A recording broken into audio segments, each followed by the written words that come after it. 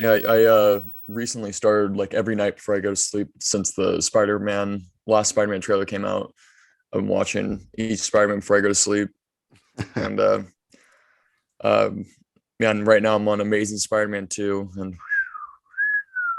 Yeah, that Spider-Man. Well, that Peter Parker was just too cool. that's what I'm saying, dude. Especially Skateboarding the shit. yeah, there's like no reason to make fun of that Peter Parker. He's like the coolest person of all time. He's super good looking. He's Yeah, just like he's so charismatic. Yeah, no, he's a I photographer, skateboarder. He was ahead of their time. yeah.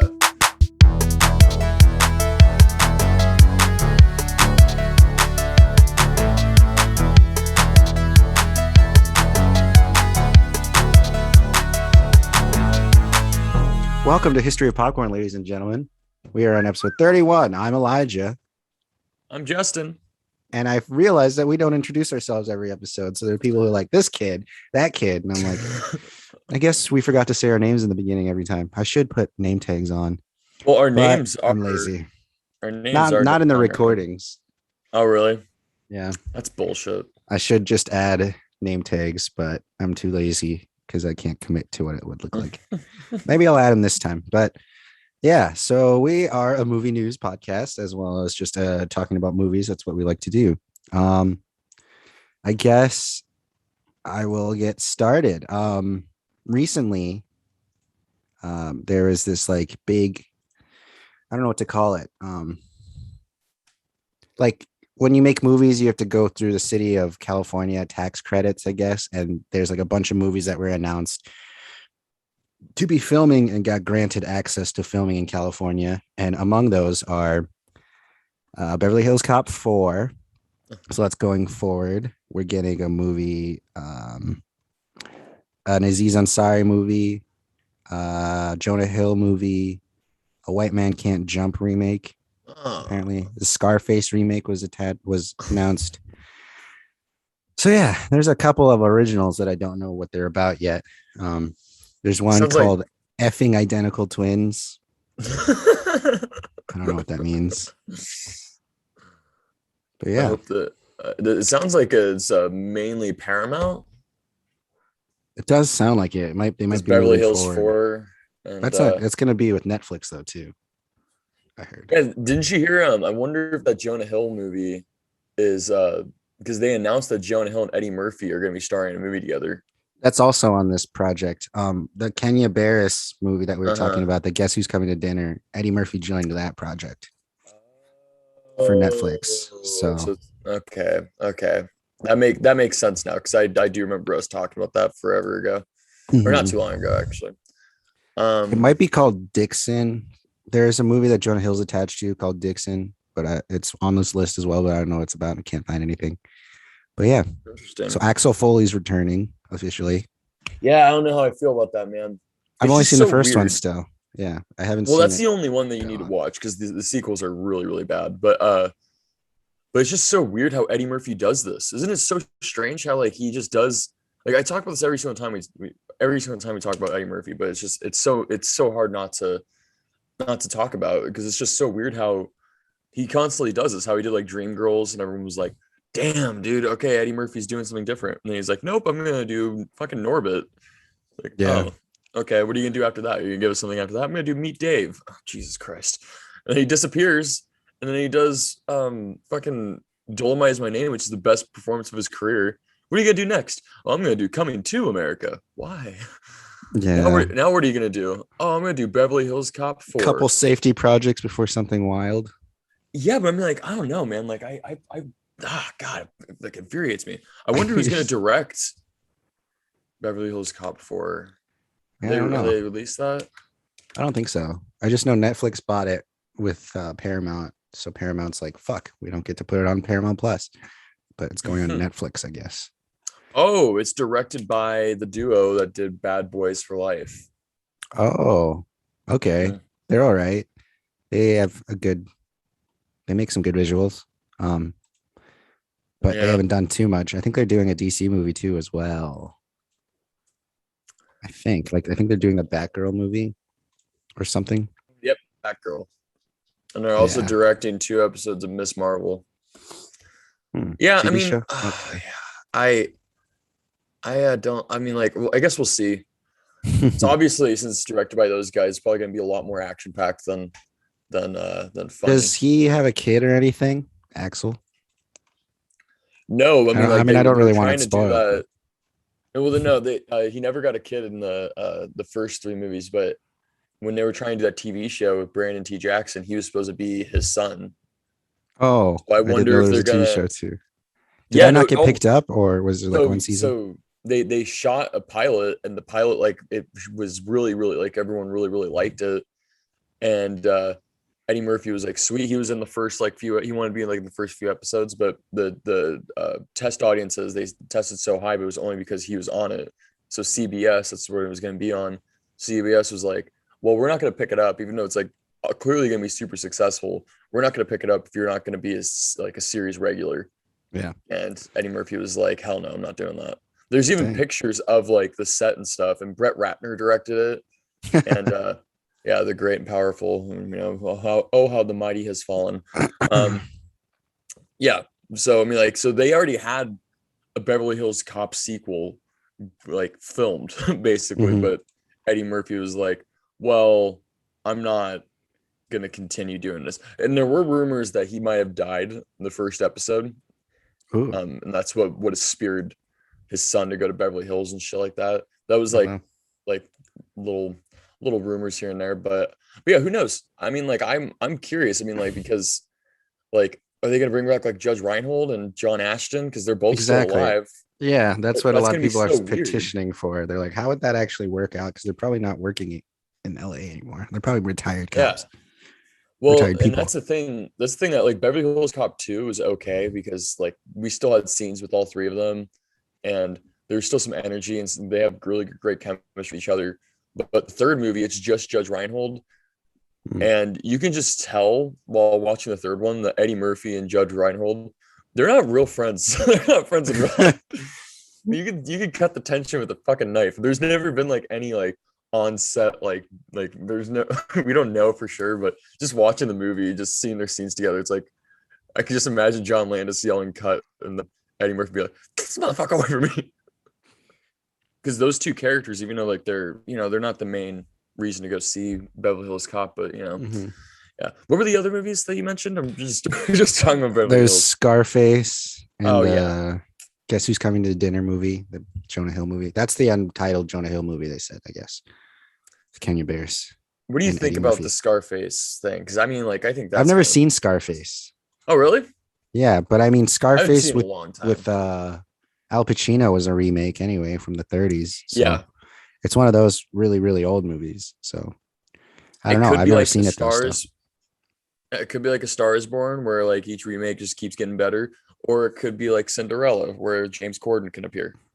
Oh yeah, I'm seeing a lot of bad stuff about that Yeah, dude, movie. I'm not gonna watch that shit. I was this close from watching it, and I saw the trailer, and I was like, "Fuck this noise! I'm not gonna support this." Cinderella. It's a jukebox musical too. Ugh. What does that mean? It's like not. It's like Oh, popular it's songs. existing It's like songs. yeah. It's like Moulin Rouge, Oh, except Moulin interesting. Rouge was at least more interesting than an original than Cinderella. What were you gonna say? So this is the third remake of it, and I think they have Scarface cast, don't they? Oh no, I think it's Diego Luna. Could be what wrong. about? I know but I think it's directed by Luco Guadagnino. Is that true? That's what it seems like. So far, I think the two things are Luca Guadagnino and Diego Luna are attached. He's from Narcos Mexico and Hmm. other movies. He's in the what is that one Star Wars movie, Rogue One. He's also getting Yeah, his own spin-off on Disney Plus. It's he's the Endor also. series. Oh no, that's Pedro Pascal, who's gonna be in the new Nicolas Cage movie, right? Yeah, he'd be an I get interesting those. I Scarface, but I get those two mixed up all the time. It's just like when I was a kid, I'd always get Michael Douglas and Sean Penn mixed up. I don't know why. I really don't know uh, why. Until I saw the game, the David Fincher movie, and they're both in it, and I was like, "Wait, what?" so yeah, I'm gonna watch the first two Scarfaces, I guess. But yeah, that's on the list of California tax. They're shooting all those movies in California. That's why He had to get approved. Interesting. There's a big list of movies that are coming out, but I only recognize like those four. Like apparently White Man Can't Jump is coming out. Oh yeah, that was another one that you were saying. I was saying that there's another one that just made me like cringe. That's by Haven't Kenyon they? Barris as well. Oh God. They could bring back Woody Harrelson as just the same character because he doesn't age. He just doesn't have Well, hair. I'm sure that those two are going to have cameos. Yeah. It's Oh, hard yeah. to believe that there was a Wesley Snipes. time. It's hard to believe there was a time where those two were like the like action comedy duo, Mhm. and then they weren't because it just literally just came and went. Like white man can't man. Why are they doing this to us, Elijah? Like just like do your own thing. I feel like when we say that a lot, it's like just create your own thing. Just be like, this is inspired by White Men Can't Jump. Or something, yeah. Um, Speaking of comedy duos, we're getting a new one. We're getting a new comedy duo with Mark Wahlberg and Kevin Hart. Oh, It's shut like up. they're just swapping out cards with Kevin Hart. Like, is this person with Kevin Hart? Is this person with Rick? I mean, Kevin Hart did a movie with Will Ferrell, and they're like, hey, Mark Wahlberg did a movie with Will Ferrell. Let's put them together. Mm. Have Mark Wahlberg and The Rock made a movie together? I don't think they have. I don't think they've crossed paths. They're going to probably, but this is Oh. Kevin Hart and Mark Wahlberg for a Netflix comedy called Me Time.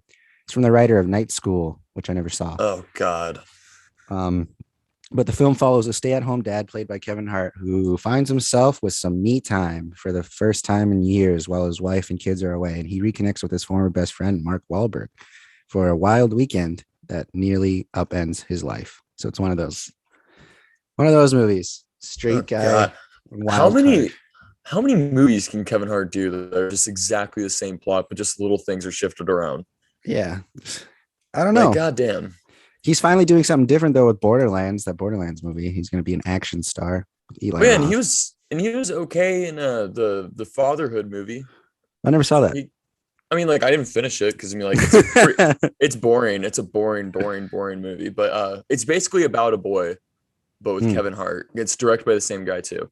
But but he has some good moments in it. From what I saw, like I watched like more than half of it. Yeah. And that was recommended to me by a friend. Yeah, I could see it being that way. Yeah, he was serious. He knew how to not just be wacky, but he also had this thing where you can tell that like for him, serious acting is just talking really low. And that's it. And not screaming anymore. Yeah, not screaming. Controlling his volume. That's yeah. Hey, good luck with that. But hey, there still has to be short jokes. Because why not? The guy who wrote Night School is writing and directing it. His name is John Hamburg. Oh. You know what? John Hamburg is the guy that created Meet the Parents. He was the Ben Stiller guy for a long time. He also did that John Cranston James Franco movie. So okay, and he did I Love You Man. Never mind. Okay. That could be good. He's never really done just because they movie. start off good. Well, I never saw Night School. Did you see Night School? That's another. I never finished it because it's just it was just so stupid. It was just so that's stupid. like one of his latest. That's like one of the last tastes in everyone's mouth that he gave. I don't know why I said it like that. I don't know why you said it like that too. It's just a bad taste. I don't know. But I guess he has a track record that can be redeemed. It's not just one bad movie. He's made some good ones. Night School had it was one of those movies that had like fucking 8 writers too. Yeah, that's true. And Nicholas Stoller was one of the writers as well, which is like he's did Brigadier Sergeant Marshall and Get Him to the I just Street. rewatched that. That movie's really good. Oh, I love it a lot. I love it. But dude, no, I Love You Man. Yeah, I Love You Man is great. The Meet the Parents movies are great. Not really the Little Fockers, but I love Meet the Fockers and Along Came Polly. Yeah, like he was the go-to Ben Stiller guy.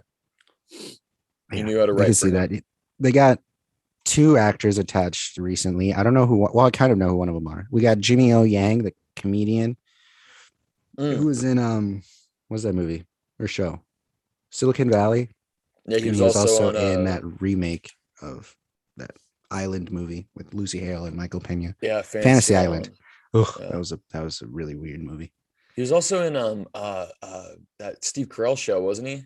That lackluster Steve Carell show. The show. Space Force. Oh, I know, right? No, I think he is in that. I everyone did forgot watch about that. that show. I did That watch show that came and too. went. I watched it, Dude, but I forgot that I watched it. yeah, no, dude, I feel bad for Steve Carell. His career is kind of going down I mean, it a got a strange second path. season, so it's doing It okay. could have improved. Like the first season of The Office sucks. Yeah, So I I mean, it's mean, John Malkovich. It's got a lot of good people in it, so oh, they that's the have thing. great chemistry with each other. Those two really can make that work. But I didn't even finish that show. Where this entire episode is just gonna be me just being like, Things I I never started it, but I didn't finished. finish. Yeah. So yeah, that's High funny. school. There's many things. Let's see. I guess. Well, this is an updated news. We were talking about the Expendables 4, and it's actually coming to fruition because they got 3 new action, quote unquote, action stars to join the cast. We got Tony Jaa, who's an awesome martial artist. He was in, I think, Monster Hunter last with Mila Jovovich. I think that was his last big movie, American movie anyway. And we got 50 Cent. Curtis Jackson is joining the cast, as well as Megan Fox. Ah, Yeah, good for them. okay. Good Okay. for them. I never knew that Megan Fox was a veteran action star, but Yeah, apparently I mean, I guess so. Transformers, I guess. But you She can just did a tell lot Megan of running. Fox's agent is working a lot harder than what she was like what they were doing before. Megan Fox has been doing a lot in the last like 2 years Mm, with acting, like a lot of yeah, straight to DVD or straight to streaming movies that don't get marketed very much. Like yeah. the one with Ben, no, not Ben. What's his name? Die Hard guy. Willis, Bruce Bruce Willis. Willis. Thank I you. was just gonna say she's becoming the Bruce Willis for our generation. Yeah, she just does like she does like four or five action movies a year, and you don't find out till years later, and you're like, what? This Yeah. came. What was this? So Yeah, there's that. yeah, I think that she's just trying super hard to out cringe her husband. Yeah, there's a news story about her husband making a movie too with this other musician named Modson. I wasn't gonna really talk about it because I didn't really know too much about it, but they're directing a movie for David Ayer that David Ayer is producing called Good Uh, Morning with a U. That's the whole title. Good Morning with a U. So it's like morning. I don't know if this is the one that we were talking about that was inspired by Mac Miller, but it has a new title because they didn't want to have it called one of his songs or be related mm. to Mac Miller at all. So they might be calling it Good Morning with a U, and they're directing it now. So Machine Gun Kelly, Mac Miller, Jesus, so Machine Gun Kelly's gonna be directing. yeah, with this other guy named Modson. Eee. They're these artists, yeah, that are trying to. One of them's trying to they're trying to bring back that punk era of like Avril Lavigne and stuff. Dude, yeah, but terribly though. I mean, like, I'm sorry, like, dude, I know so many Just people that yeah, love his new album, like what he's doing, and yeah. like, I love punk. Hey, look, I love Avril Lavigne too. I I mean, I get only got down through on that. half the first album, but still, Yeah. I like No, what I heard. I've listened to it a lot because the Yeah. bar that I go to, Speakeasy, the guy that works there, his name is Mike. Shout out Mike, but also cringy, because he just has tattoos all over himself. Everyone calls him the Walmart brand of Walmart version of Mac Miller or Machine Gun Kelly. Oh wow. And he always plays that fucking album, always. So I hear it constantly. Like the first time I heard it, I was like, oh wow, this is like different. Okay, I mean, like, it's not really my cup of tea, but it's different, cool. Yeah, because he But can't rap anymore because Eminem killed his career. well, I think he's killing his own career right now. Like, he's just making stupid decisions. You know what he should be doing? He should be starring in movies with Pete Davidson. Yeah, just Because make that transition. yeah, fuck it. Commit. Yeah, be a comedy actor because I think he has great comedic timing. But like movies like Nerve, and he was only in it for a split second, but that Project Power movie, his dramatic acting is just not good. It's not good. I think Pete And Davidson you're is not going to also be showing Eminem. up in this movie that they're making too. Of course, They said of course they had to put it in their press release, like and a special appearance by Pete Davidson. So he's just gonna make a cameo. But I thought nothing less. Those two are hooked to the bone for some reason. I mean, they're good together, but I mean, like, yeah, no, I can't. Oh my god, that album is so bad, and he's just a cringeworthy guy to me, and so is his wife. But hey, Megan Fox, Expendables, congratulations. 50 Cent, good for you. Did you ever see that movie where 50 Cent lost 50 pounds to play like a cancer patient? like a cancer survivor. It's No. insane. Yeah, that's some insane work that he did for this one movie that no one saw. He like plays a cancer Oh, survivor and he lost all of his weight. He looked unrecognizable. I was like, "Are you kidding me?" And I never saw anything about this movie. There's no trailers or anything that I saw. It's pretty insane. I'm looking at it. I'm doing my research But now. it makes me very interested to see what kind of a person Well, 50 Cent is. he's been acting a lot Yeah, and lately, producing. Like he's producing a but show on Stars, which is on its third season, which is apparently uh, really successful, called Power or something. yeah. That's right. That's right. So Um, he's making a stamp in the film industry and TV. So he always has been. Yeah, I don't even remember what that is movie was that called. yeah? Is it a TV show? No, where he showed up, he lost 54 pounds for a movie called Things Fell Apart. He plays an American football player diagnosed with cancer. Oh, And if you look at any photos of him, interesting. he looks unrecognizable as when he lost 54 pounds. He's so skinny. And no one saw this movie. Yeah, Yeah, that things fall sucks. Doesn't that apart. suck? It's wild. It's It's the like work he did. it's like Johnny Knoxville and Action Point, like almost fucking died so many times, and then the movie bombed Yeah, no one miserably. really saw it. Yeah, Oh, Ray Liotta's in this too, huh? apparently. Yeah. Oh, he wrote it as well, huh? Curtis Who? Jackson, 50 Oh, Cent. wow. That's insane. I didn't know that. Interesting. I did not know Interesting. that.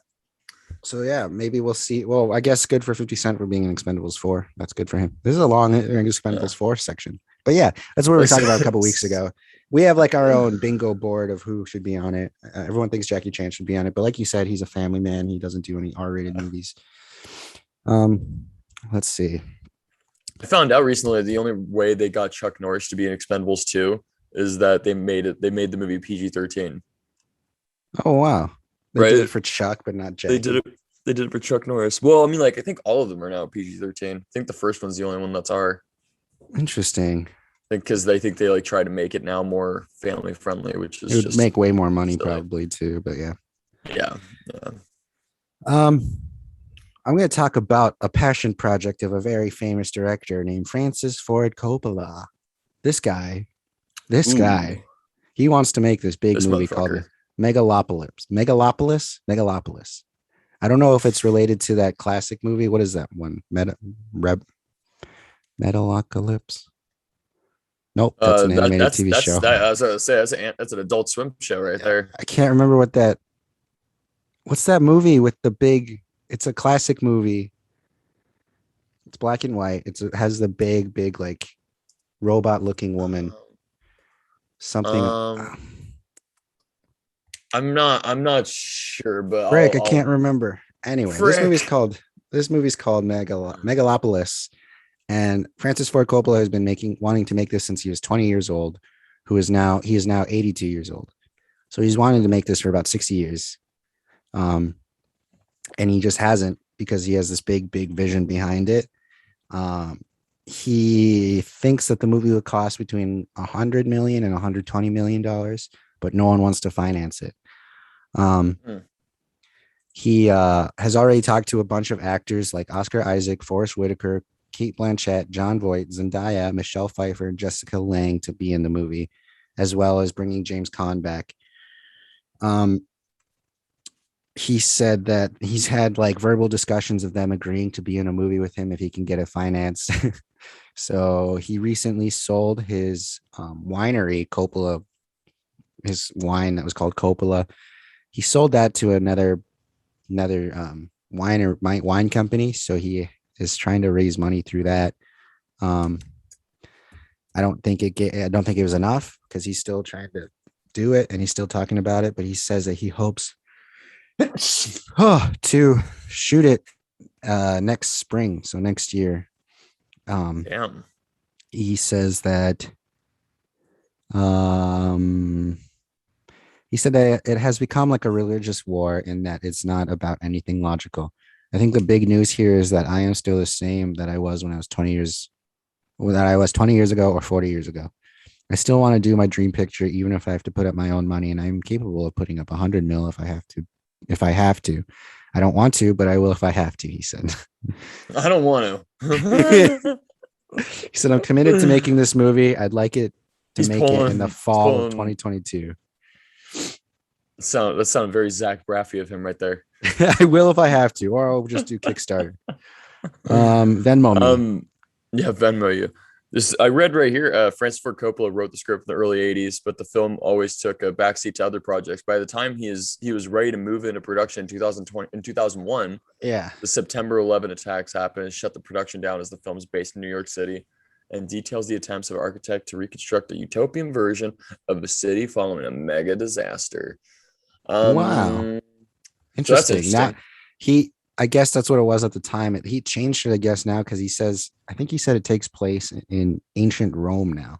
So it doesn't have any connection to that anymore. He probably adapted it since that moment, but it's probably the same premise of building a new city after something big happens. I don't know. I hate it when I don't hate it. It's just like whenever like older veteran directors are trying to get something made that they couldn't get made like 20 or 30 years ago, it always kind of has me wonder, you know. But that just sounds like a huge risk though, because then again, there are people like George Miller who, took years and years trying to get Mad Max Fury Road made. And nobody really believed in him, but then he finally financed the movie himself, and it became one of the biggest action movies of all time. And I stand corrected though about that last movie. It does take place in modern New York still, but the city is now just called New Rome. So it's modern New York, just called New Rome because it's a different world after it gets destroyed, I guess. But yeah, so that's a dream project. I wish I remember what that other movie was. It's something Metropolis. Metropolis. Yeah, there it is. It's called Metropolis, 1927. I thought it was going to be a remake of this movie, which is like, I think it's, who is it again? Yeah, Fritz Lane. He's one of the original, like, I don't know, George Lucas's, where he'd come up with crazy visuals in movies, and people were like, how did he do that? Like futuristic stuff, because this was 1927. I thought it was going to be a remake of that movie, and it's not, or like a sequel, but it's not. It's just, maybe it is, because it's about like a new world city that's being built of all future stuff. Yeah, never say never. Yeah, because they're both called similar names, Metropolis and Megalopolis. But yeah, hopefully, dude. Because also Francis Ford Coppola. What was the last thing he's done? Yeah, that's what I was just gonna. His last movie he did was Twixt. What is that? Which had Val Kilmer, Bruce Dern, Elle Fanning. Damn. Oh, it has Twix? Our boy. Yeah. Val Kilmer eats a Twix. No, I'm just kidding. It is. Oh, what the heck? I've never even seen this. Yeah, this looks cheap. Oh god, this movie looks awful, dude. This movie looks awful. It does look weird. That looks so cheap. How can you get the director of Godfather to slam down his face so hard like this? Oh, dude, Solo's in this too. What? Yeah, Alden. I can never say his last name. Heinrich. Ehrenreich. He plays Flamingo. Flamingo. Interesting. What the fuck, okay. Man? Francis Ford Coppola. What was the last big movie he did then? Probably The Rainmaker. Yeah, The Rainmaker. It had to have been. That's the only. Which was 97. Wow. And I don't even think that movie was big, too. It's not too big. I think it was Godfather 3, which went downhill. But he made Dracula after that. But Dracula got a lot of backlash of it being really boring, I guess. Was that the one with Gary Oldman and Keanu?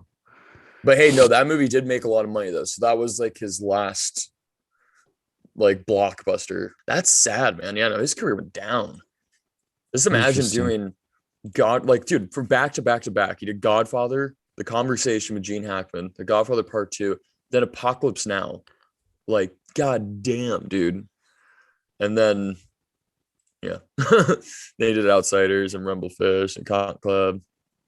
Yeah, I guess his time has passed. It's all about his daughter now.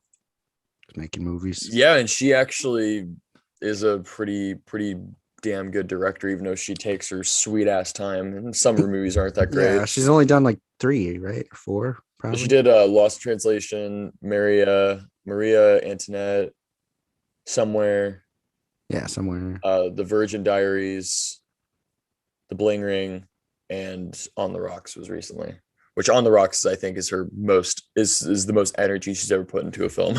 Yeah, I haven't seen that one yet. I was going to. I just started watching Apple TV stuff again, so I might watch that soon. It's great. It's if you want to just have a fucking great time with Bill Murray, then yeah.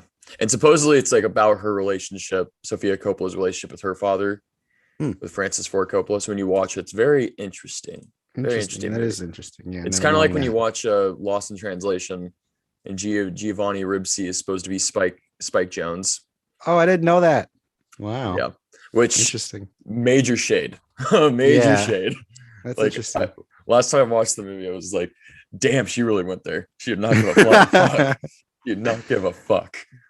Okay, so yeah, once again, we were mentioning one of the Lord and Miller collaboration that we are always on board with for the most part. We trust their voices and that they're making decisions that we like.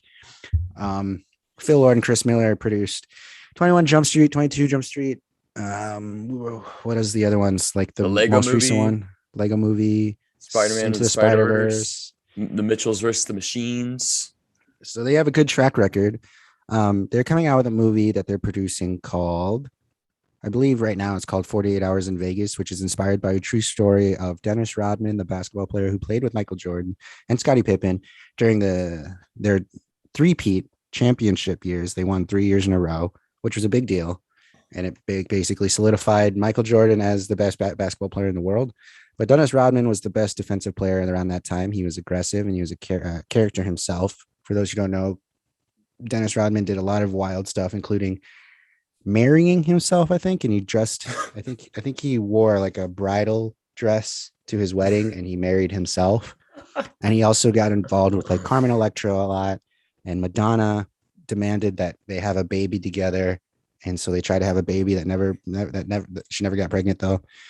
And The they're fuck? making a movie. They're making a movie about this guy because on their second run in the championship of the NBA, during one weekend, he left the team and didn't play a game. He stayed in Vegas and just hung out in Vegas. He didn't want to come back to the team, and that no one knew where he was. And then they found out he was in Vegas doing a lot of stuff. He was partying with Madonna and Carmen Electra and all these other people I think it was the 90s. And this guy was insane. And they're making a movie about him, which recently got a lot of traction because of the documentary The Last Dance, which is about the Chicago Bulls in that era of basketball. And I think this movie is going to be a lot of fun because that guy is insane. I don't know who's going to play Dennis Rodman. Dennis Rodman is an insane guy. He's like best friends with Kim Jong-un or whatever. Like he's like North Korea is not that bad. I went over there. It's fine. Like he does a lot of wild stuff. This guy. If you don't know who Dennis Rodman is, please look him up. He's known as the Worm in basketball. I But know who he is, but I never knew his legacy. oh That's man, it's hysterical. insane. It's an insane story. He's like a rock star of basketball. Like he does so many things that were just he was the first player to try to get the number 69 on his jersey, but the they said no.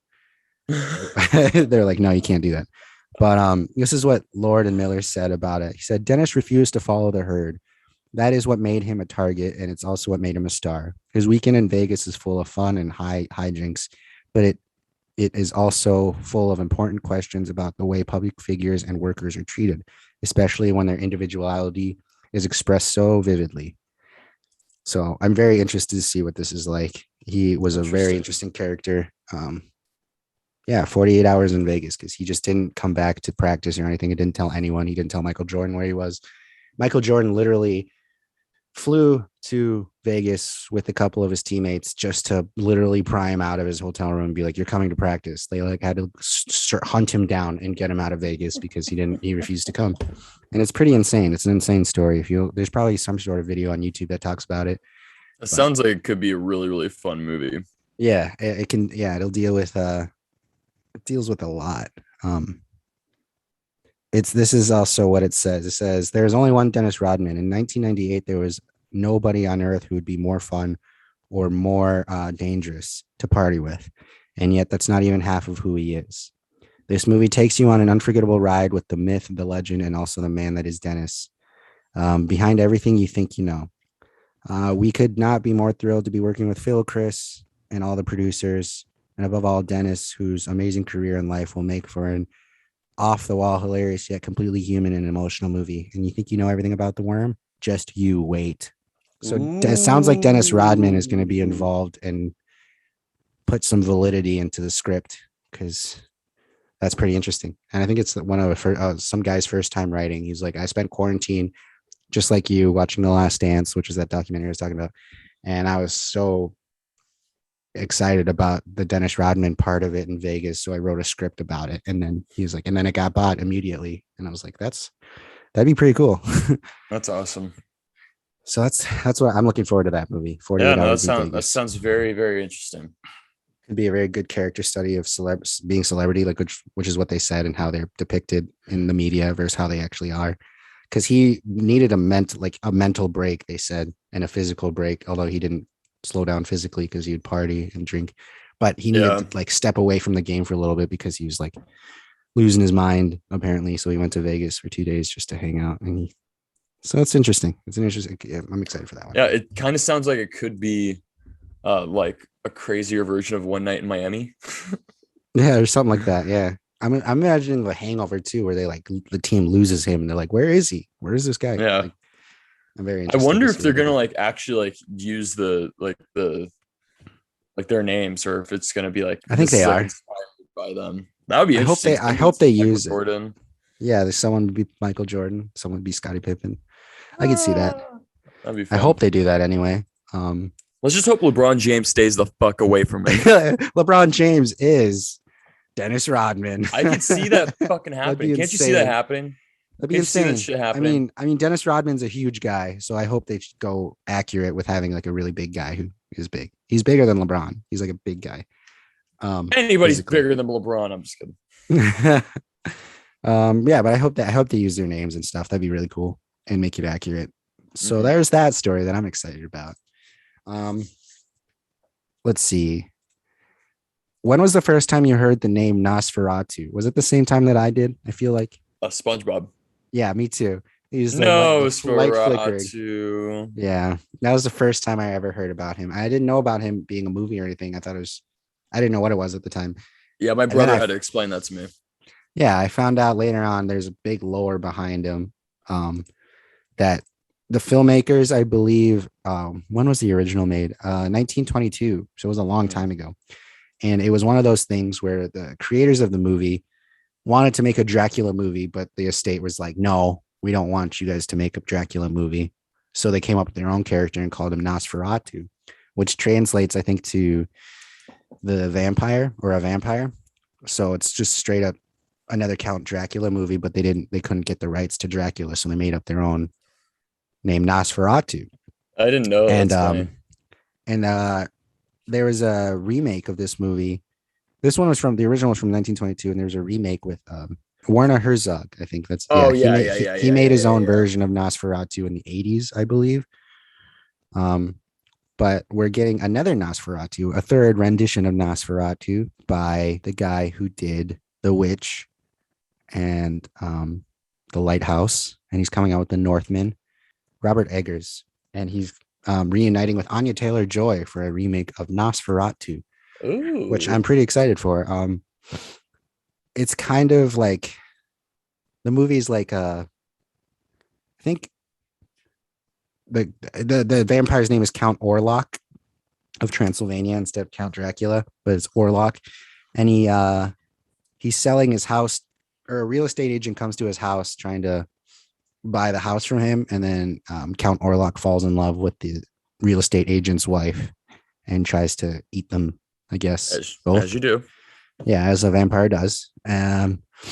So we're getting that. And I'm excited to see this visual from Robert Eggers, because he's got a very distinct style. Like, it's probably going to be black and white, I feel like, just because of ambiance. And he did that really well with the Lighthouse, with capturing that era of like really early cinema and using very practical techniques to achieve that, which are not easy. Um, but I'm excited about this movie because I like Anya Taylor-Joy and I like that she's reuniting with Robert Eggers, because they were the first people to like. Anya Taylor-Joy's first movie was with Robert Eggers, and I love seeing that collaborations with the Vivitch. continue. Yeah. Yeah. Yeah. No, I like that guy. I mean, like, it sounds like it's perfect for like if he's gonna remake anything. Mhm. Nosferatu definitely is in his wheelhouse because the Lighthouse and the Vivitch Mhm. have that kind of eerie feeling, but it's not necessarily a horror. It's more just fucking weird. I feel like Nosferatu is way more ambiance than what Dracula is for Hmm. some reason. I don't know why. Because that's because it was a silent film from the 20s. So Yeah. you all you could do was just him lingering and stuff. So yeah, that's another movie that's on my list. There's not much news about that, but I think it's the next project that he's making after The Northman when he finishes that. But um, I don't know if they actually finish shooting The Northman, which is that Hamlet Viking movie, but we'll see. We'll see how this one plays out. I like Anya Taylor-Joy, so I'm excited for Yeah, it. you I'm so do. excited. Yeah, you Oh, do. Nosferatu. Nosferatu. I'll go with my favorite actor. Jake Gyllenhaal is coming out with a new movie. He's producing and starring in it. And it is based on graphic novels by Robert Kirkman, who did The Walking Dead. And what's that other superhero one that's on Amazon right now? Invincible. He made that one as well. You should watch that one if you haven't seen it. It's pretty insane. Um, this one is called Oblivion Song, which is based on the graphic novels by Robert Kirkman and another man named Lorenzo de Felicini, I think. I don't know how to say his name. Anyway, Oblivion Song is about a man named Nathan Cole who makes daily trips to try and rescue those still living in the apocalyptic hellscape of Oblivion, a part of Philadelphia that was lost a decade ago, along with 300,000 of its citizens. So he like jumps between the real world and this like terrible place that he's trying to save people and get them out. And I've never seen, I don't know exactly what it looks like in the graphic novels or anything, but I like Jake Gyllenhaal and I like Robert Kirkman from the things that he's done. He's getting a lot of adaptation rights to movies. The people really like his graphic novels, I guess. But this sounds like an interesting. Like I have never heard about this type of movie where it's like there's a prison type setting in the world where people are stuck, and so he has to go and save them. So I like that idea. It sounds pretty original, even though it's a graphic novel. But I love. yeah. I mean, like I've heard really, really great things about Invincible. Mhm. So it seems like, and that Invincible is Amazon, isn't it? Yes. Mm-hmm. So, oh, he also co-created Walking Dead, huh? Yeah. Which is still going, which is insane. No, I I don't know, really. right? What the hell is wrong with people? There's only like a couple of people I know that are still watching it, but they're like 5 seasons behind, and they're like, "Yeah, I'm just watching it through now. It's something to watch." I'm like, "Wow, that's a lot of that's a lot." I'm excited for that because I like Jake Gyllenhaal and I like that he's producing stuff for himself now. Mm-hmm. And yeah, he's my favorite actor, so that's on my list. If him and Anya Taylor Joy were ever in a movie together, I don't know what I'd Oh do. no, Maybe Elijah's put head him would in explode. Nosferatu. Yeah, put him in Nosferatu. That'd be pretty cool. We were talking about Francis Ford Coppola's downfall of directing, of how he just stopped making movies after a while. But this director is making his second movie ever, directing it anyway. Dave Franco is making his Mm. second film. Did you ever see his first one? I I believe it was didn't, called but The Patrick told me Rental. not. Yeah, Uh, Patrick told me it's really, really good though. It And is. It our was boy Dan yeah. Stevens is in it, which me and Patrick have a boner for him. Oh yeah, I remember him saying that. Yeah. Mhm. Um, yeah, he is that rental. The rental, it was good. I think there was a twist in it that I actually don't remember, but I like. Yeah, it was good. I remember renting it in the beginning of the year, of last year.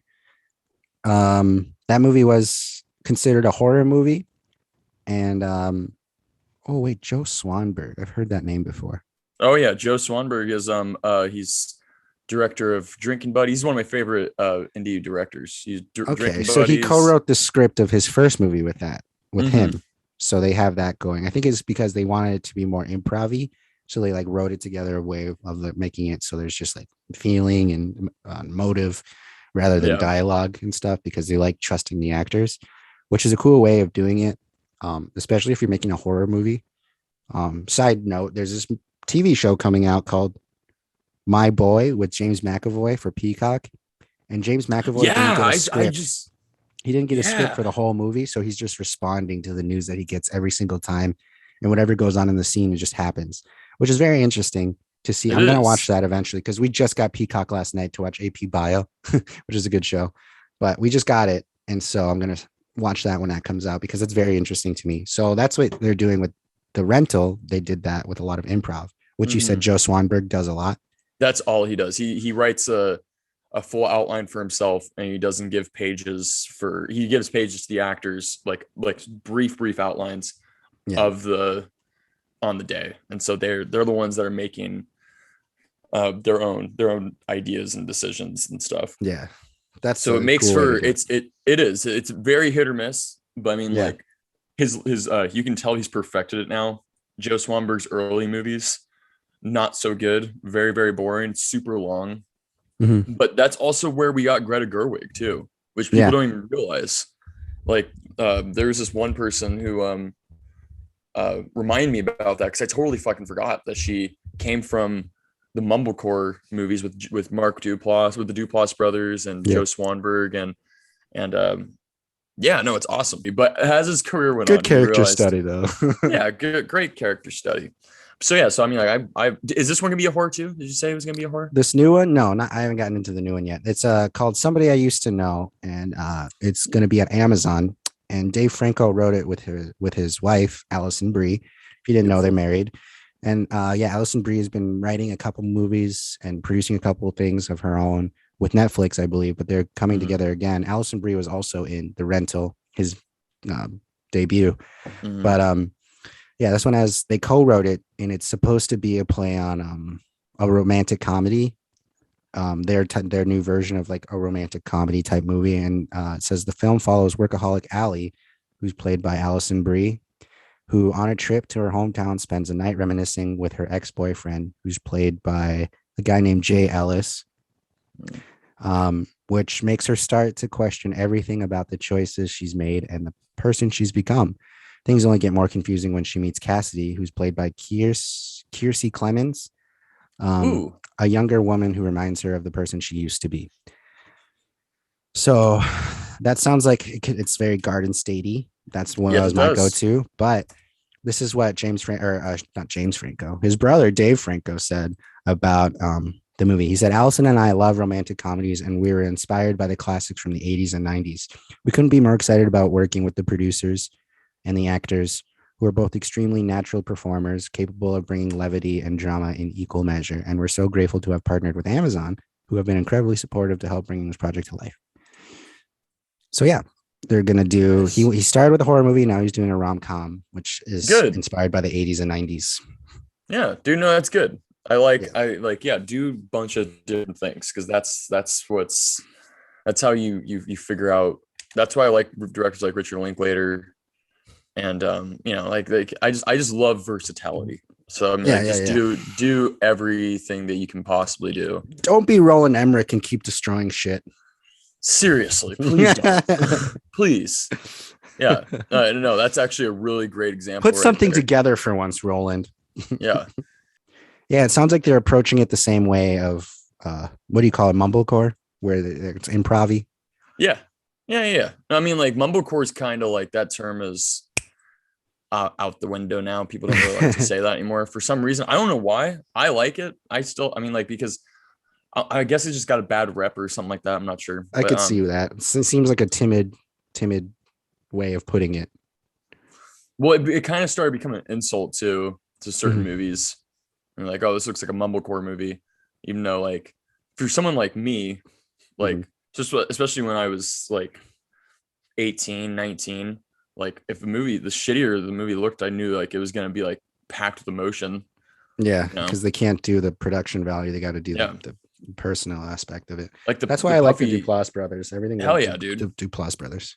Dude, the puffy chair, their first movie that they did, there's this breakup scene, kind of spoiler, but there's this breakup scene, and it is so fucking real, even though like the camera, like Jay Duplass, like if you listen to the commentary, he's like, I'm the fucking worst cameraman. He's like, I can't believe. He's like, I could never hold the camera still because I was always wondering what they were gonna do. Yeah. So there's always like moments, but it fits. It's like it's like literally your character watching this shit go down, and you're super uncomfortable. So you're just like doing everything else but like moving around. It's really effective. I love that. Hannah Takes the Stairs did the same thing too. Like they're just really, really interesting movies, and mutual appreciation. There's so many really great ones. Somebody I used to Somebody Out There Likes Me. That's a Nick Offerman movie as well. Yeah, I just love that shit. Like, and you don't really see that much anymore.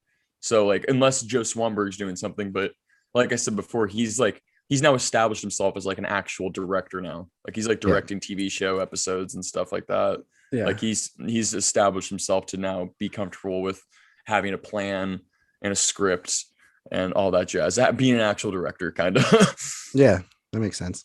Yeah. So yeah, hopefully Dave Franco finds his niche in what he's really good at. I mean, he made a pretty good horror movie. It was average.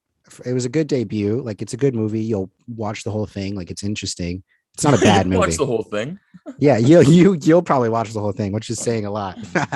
But yeah, it was a good debut, and you could tell that he had a lot of inspiration. So I hope this one does the same thing, where it shows that he's actually passionate about directing. Because I like Dave Franco a lot.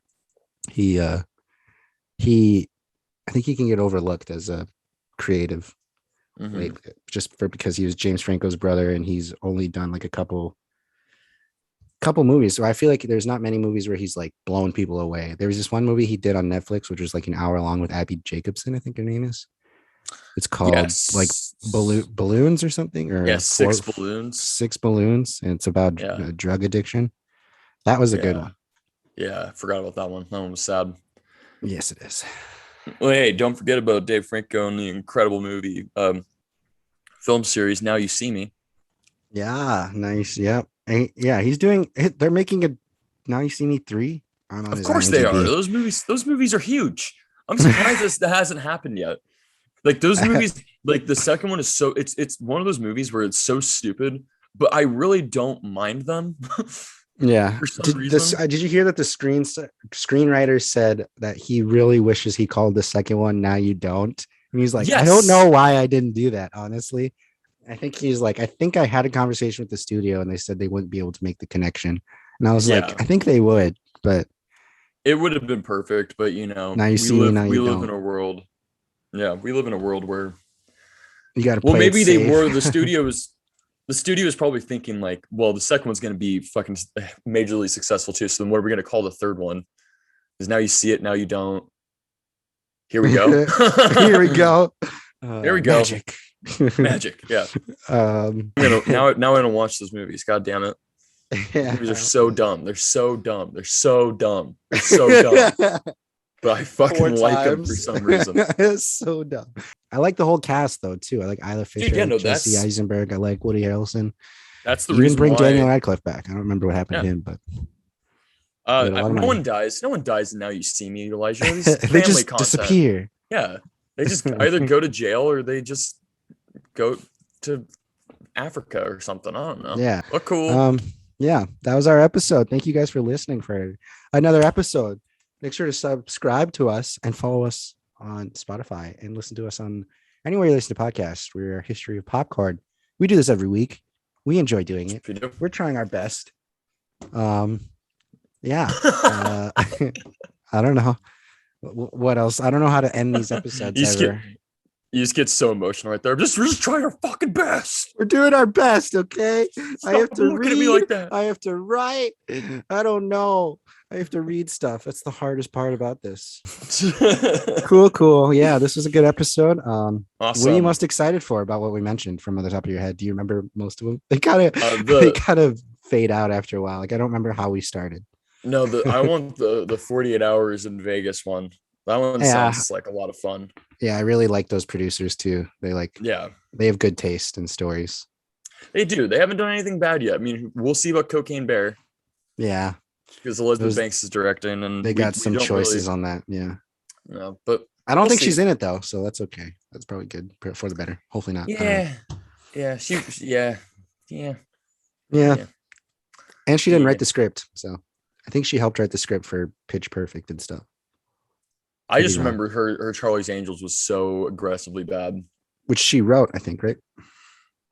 I don't think she wrote that one, Mm, but I okay, don't think we'll see anybody then. wrote that movie. I think a computer did. I think Yeah, a computer wrote I that think film. Siri wrote it or Alexa. Yeah. We don't know. I think it was a collaboration between both of them. All right. Well, yeah, I'll see you guys next week All right, for dude. those who are listening, and I'll talk to you Adios. soon, Justin. Adios, Um, amigo. yeah. Goodbye, guys. Bye.